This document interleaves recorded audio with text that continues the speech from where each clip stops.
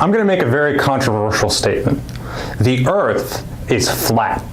How can this be, and what does it have to do with electric fields and electric potentials? Keep watching to find out. Shout me like an electric eel, baby girl. Turn me on with your electric field. Now, I made a very incomplete statement. Clearly the Earth is not flat, but we can say that it's locally flat. When near to its surface, it's a very good approximation, we can say that the Earth is indeed flat. In fact, we've been saying the Earth is flat for the entire last semester, and you might not have even realized it. On a larger scale, we know that planets are attracted to each other along the imaginary line that connects them. The equation that explains this interaction is what's called Newton's law of universal gravitation. It says that the gravitational force between two objects is proportional to g, Newton's constant, times the product of their masses divided by the distance between those two masses squared. This equation is true in general. Any two masses will attract each other with this force. But how do we get our familiar F is equal to mg for objects that are close to the surface of the Earth? To obtain this relationship, what we do is we take Newton's law of gravitation and evaluate for the mass of the Earth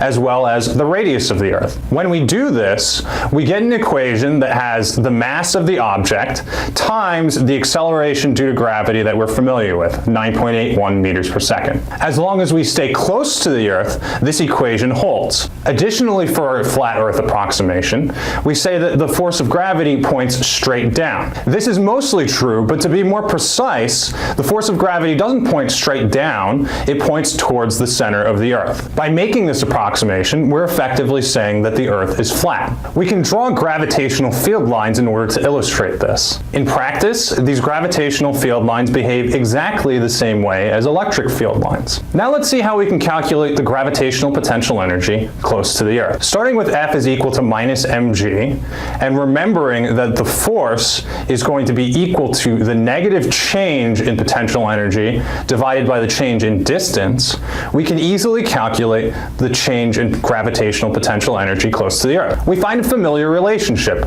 That is, that the change in gravitational potential energy close to the Earth is equal to m times g times the change in height. Now let's see if we can calculate something similar for an electric field. We'll consider an electric field that points straight down in the same way that our gravitational field pointed straight down. If we had a charge in the presence of this electric field, we could say that the force on that charge is going to be equal to minus q times E. Now to calculate the change in potential energy due to the electric field, we do the same thing that we did for the gravitational field. Since Fe is equal to the negative change in potential energy divided by the change in distance, we can find that the change in electric potential energy is going to be equal to Q times E times the change in distance. Now that we found a new equation for the electric field, let's put it together in a table so that we can organize our thoughts. The top row is going to contain all of our vector equations.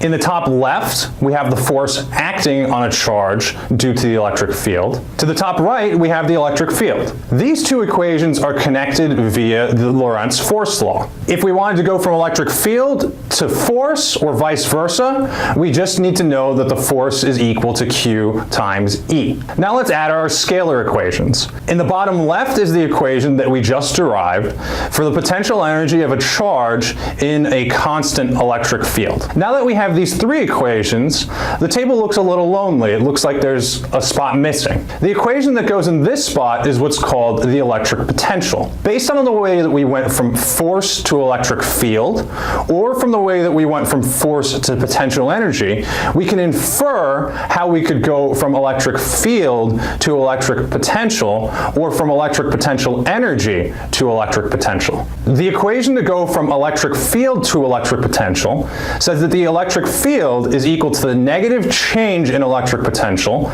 divided by the change in distance. In the case of our constant electric field, this says that V is equal to E times delta Y. We can show this another way by considering how we can go from electric potential energy to electric potential. Just like the way that we went from electric field to force, or vice versa, we said that F was equal to Q times E.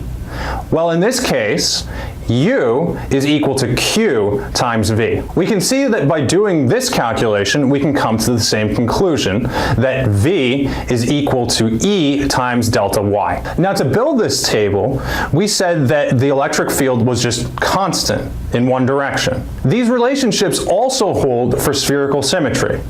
If we start with Coulomb's law, then we can find a very similar table for spherically symmetrical systems. Some caution needs to be taken here, though. The relationships between force and potential energy and electric field and electric potential do not exactly hold here. To truly show these connections, we actually would need to use calculus because the force and the electric field vary over a distance. For our purposes, we're just going to write down what the answers are. After all we've done to get to this point, you might be asking yourself, so what?